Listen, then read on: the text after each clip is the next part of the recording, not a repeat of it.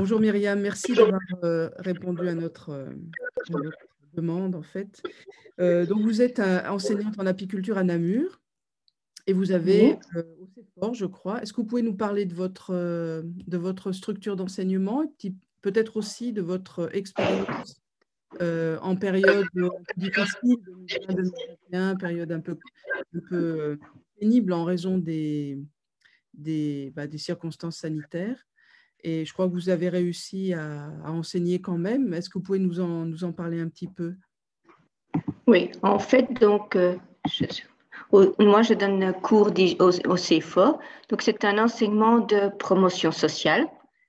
Et donc, les cours se donnent en semaine. Et donc, dès qu'on a eu les premières annonces du COVID, on s'est arrangé pour déjà faire des tests pour voir si les salles de cours se prêtaient au nouveau système COVID.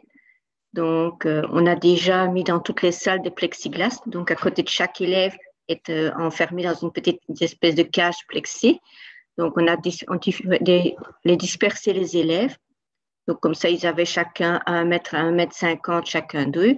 On a mis à la disposition à l'entrée de l'école tout ce qui était gel. On a mis des produits désinfectants, donc chaque fois qu'ils entrent dans la classe.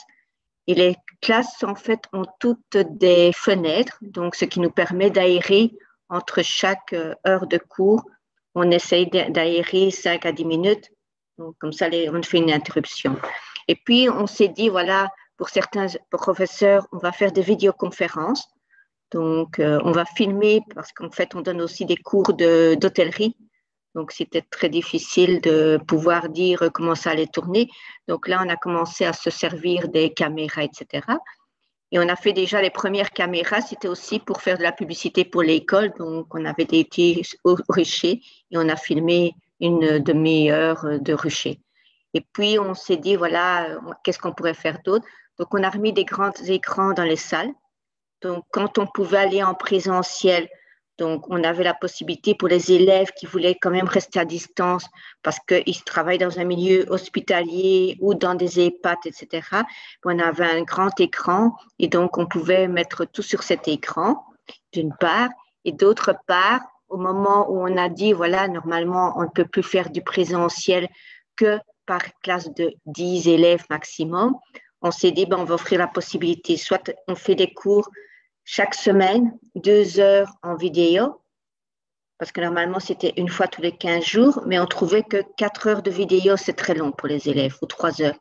Et donc, on a demandé aux élèves s'ils étaient d'accord de raccourcir les heures de vidéo et de pouvoir comme ça faire cours toutes les semaines, mais avec une période qui était plus courte.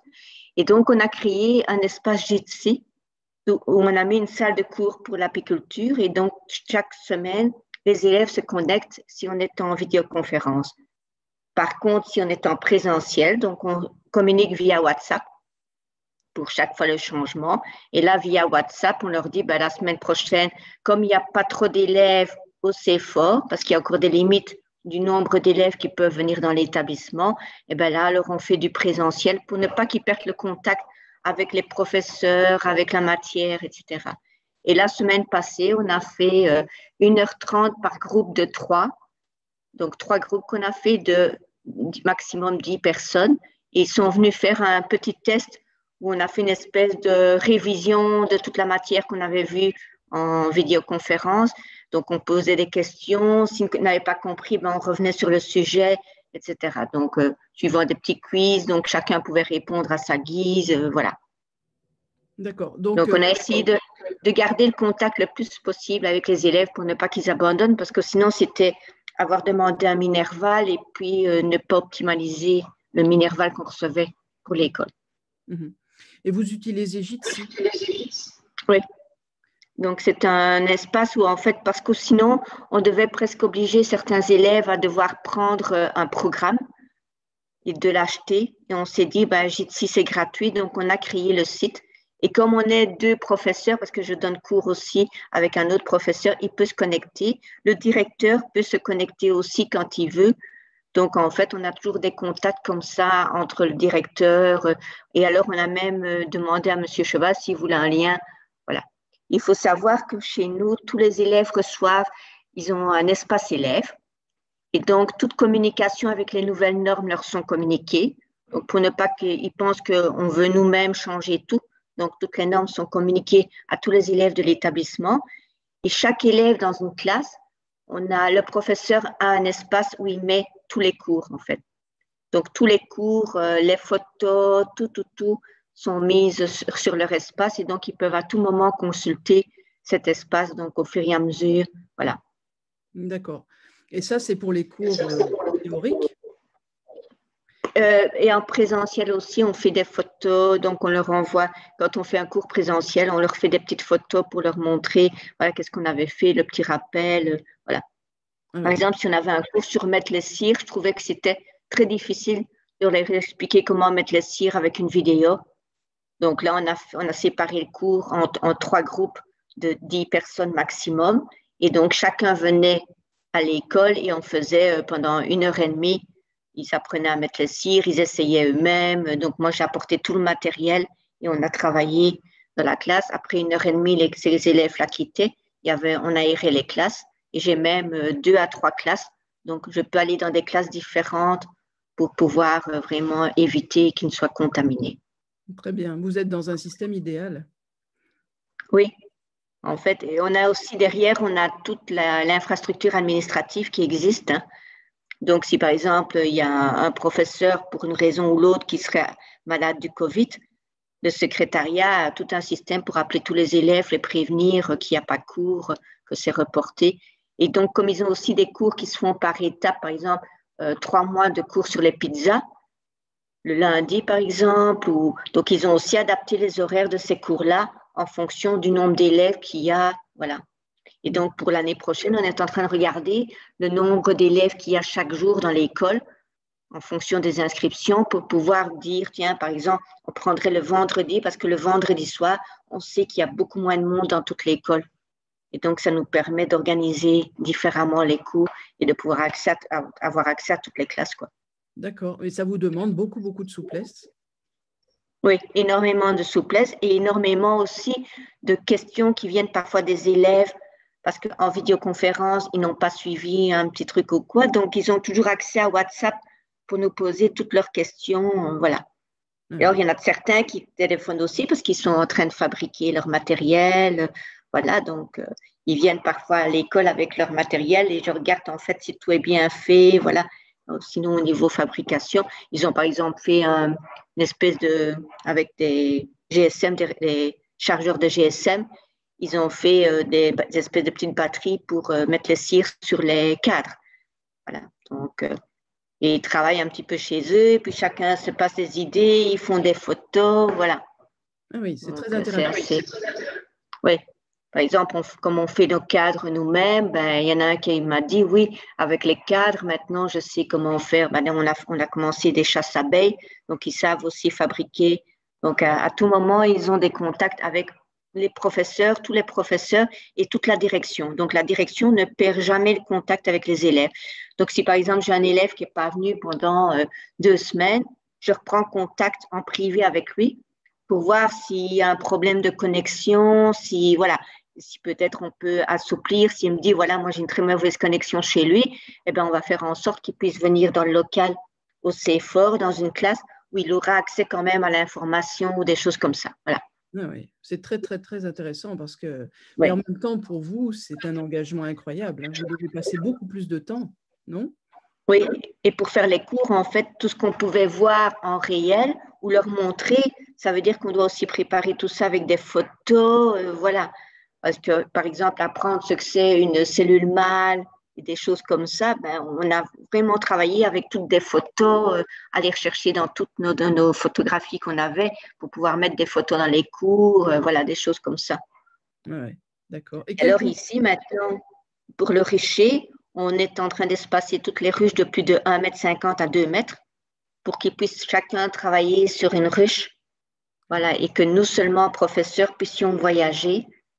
Et donc, voilà, comme ça, alors on pourra travailler avec chacun des élèves et ils viennent au rucher avec les gants, avec la combinaison et le masque en dessous de la combinaison.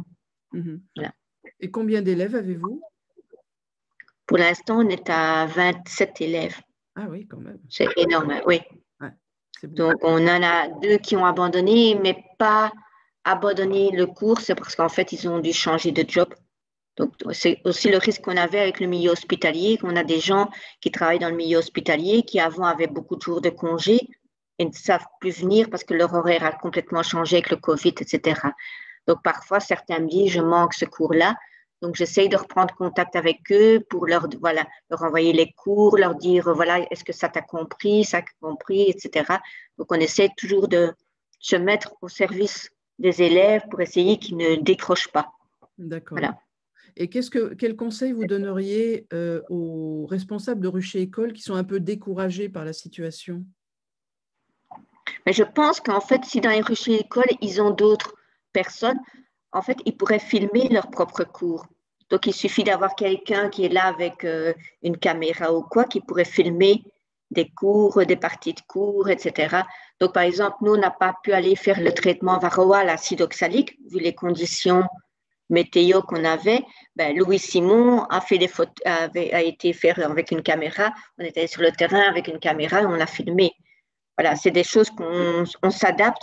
Et donc, je pense que la plupart des gens peuvent donner leurs cours, mais il faut s'adapter. Par exemple, nous, on travaille en PowerPoint. Et donc, là, en PowerPoint, on sait mettre énormément de photos. Et alors, comme on a des gros fichiers, via le site web de l'école, on sait aller mettre les fichiers là-bas. Parce qu'il faut savoir qu'un fichier avec énormément de photos prend beaucoup plus d'espace. Et ce n'est pas toujours possible de l'envoyer par mail ou des choses comme ça à tous les élèves. Donc, on a dû s'adapter. Donc, maintenant, moi, j'envoie le fichier au directeur de l'école qui le met sur leur site, sur le site web. Par exemple, on a eu la nouvelle brochure de M. Cheval, là, avec l'aménagement. Eh ben, on a tout de suite pris le lien, on l'a mis déjà, les élèves l'ont tous dans leur espace élève, ils peuvent aller voir la nouvelle réglementation, etc. Donc, tout ça, on fait au fur et à mesure. Donc, et ici, dans l'école, on s'aide entre nous. Certains vont filmer pour des cours de boulangerie, pâtisserie, voilà. On s'adapte entre professeurs, on essaye avec le secrétariat d'avoir le plus de souplesse.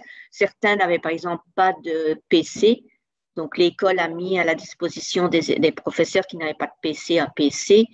Moi, j'avais un appareil pour vidéo, etc. Donc, je pouvais travailler énormément à ce niveau-là. Et je trouve que maintenant, avec les GSM aussi, on s'est beaucoup filmé sur le terrain avec un GSM et faire des petites vidéos pour essayer que ce soit le plus interactif possible avec les élèves. Parce que quand c'est des élèves qui ont déjà fait un an de Rucher, ils savent de quoi on parle, mais quand c'est des nouveaux élèves, c'est assez difficile de leur expliquer, voilà. Donc, on a été en train de regarder aussi avec monsieur Le Gall pour rajouter 2 ou 3 cours qu'on pourra rajouter en fin fin mai jusqu'à fin juin. On va aller donner cours au Rucher pour essayer de les remotiver, voilà. Donc, et on fera ça bénévolement, qu'on a dit, voilà, on va essayer pour que les élèves aient vraiment le cours qu'ils auraient dû avoir s'il n'y avait pas eu de Covid, des choses comme ça. Ben, bravo pour votre engagement. Donc, on essaye au maximum que les élèves ne décrochent pas et que la région wallonne ne doive pas payer pour des élèves qui n'ont pas suivi toute l'année de cours. Donc, on les encourage. Et le fait qu'ils se voient entre eux aussi au cours, ils ont fait des petits groupes de 10, ben, quand il y en a un qui ne vient pas, les autres l'appellent. Voilà, il y a toute cette solidarité-là qui s'installe. Donc, quand il y en a un qui est un petit peu déprimé, ben, on lui dit, attends, dans une semaine, on se revoit, on est en présentiel. Voilà, voilà. Et alors, le cours, chaque fois, ils ont la possibilité, donc, dans Jitsi, donc, de suivre le cours, mais ils ont tout un espace où ils peuvent envoyer un petit SMS, poser une question, des choses comme ça. Donc, on fait très attention à tout ça. Et donc, parfois, ils me posent une question que je me dis, tiens, ça, je n'ai pas visualisé dans mon cours. Donc, je reprends le cours qui est sur l'espace et je le réadapte en mettant des photos, voilà, pour qu'ils aient la partie. Suivant les questions qu'ils me posent, ben, je réadapte mon cours pour essayer de répondre à leurs questions dans la partie qu'ils avaient reçue avant la vidéoconférence. Ben, bravo à vous pour tout ce travail, parce que ça vous demande beaucoup de travail, on en a bien conscience. Et oui. Écoutez, merci pour votre témoignage, parce que je crois que ça va susciter beaucoup d'échanges avec les autres Rucher École. Merci beaucoup, Myriam. Merci.